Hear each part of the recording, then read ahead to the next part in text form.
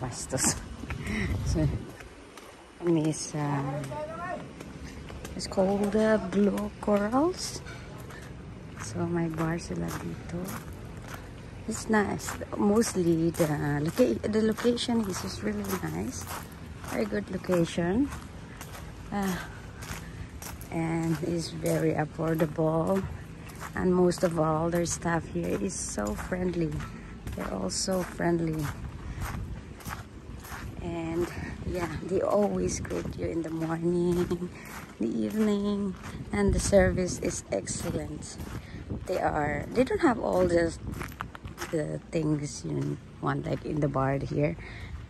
They always run out because they have really nice location for sunset, as you can see the sunset over here, right? Yeah, so it's very beautiful, really good location. Staff is really good. So if you are in budget travel with your family, big family, this place is excellent.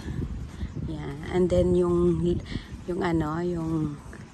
owner, nagvi-video call siya sa kapatid niya, nagmamanage dyan sa restaurant nila. So it's really nice. Ganda kasi. Tapos ang clean pa ng water dito. Kilala sila dito sa shark yung shark na mahaba yung fins. Ay, buntot pala. Tapos ang clear ng water. And so nandito kasi yung hotel nila sa cliff. Kaya parang coral siya. Ayan, ganda ng location ng bar nila. Tapos yun yung hotel nila sa taas. Ayan. Ayan. Blue nga siya. So, yung sunset nila dito, full sila dito pang bar nila pag sunset na. Kasi maganda yung view. Otherwise, you go on the other side, yung lagi namin pinupuntahan din doon sa kapit.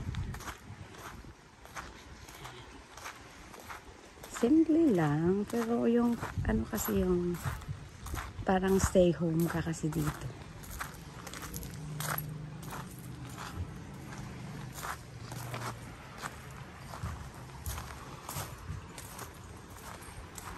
Nga lang, maganda yung island. Yung masasabi ko lang is maganda.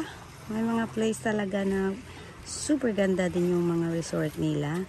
And then may mga space kasi na hindi pa siya na occupied, kaya doon nila nilalagay yung mga basura na kalat-kalat, ganyan.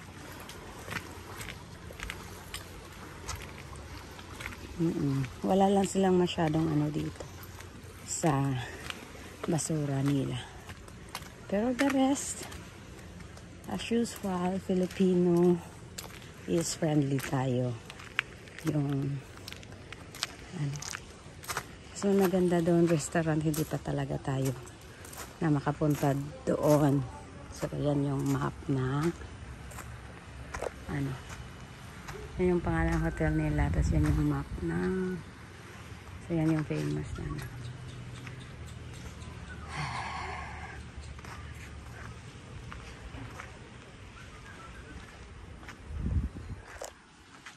so yan yung hotel, super nice.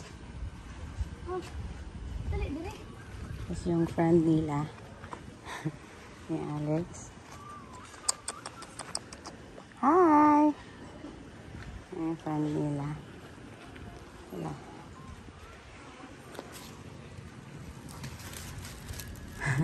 Lagi siya nagsiswimming eh.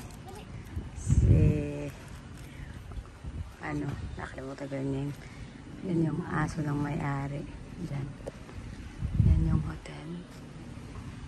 Ayan. So, may free wifi kasi dito si BBM. Ayan o, nakalagay dyan. So, maraming nagtatambay dito sa hammock kahit bawal. Ganyan sa hammock. Okay lang. Napastay sila. Kasi may free wifi dito. So, yan lang. Yan po yung aking yan po yung sa hotel na sinastihan namin. Yan. See you for the next hotel.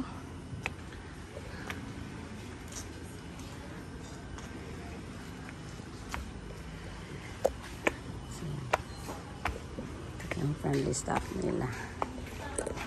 Yan.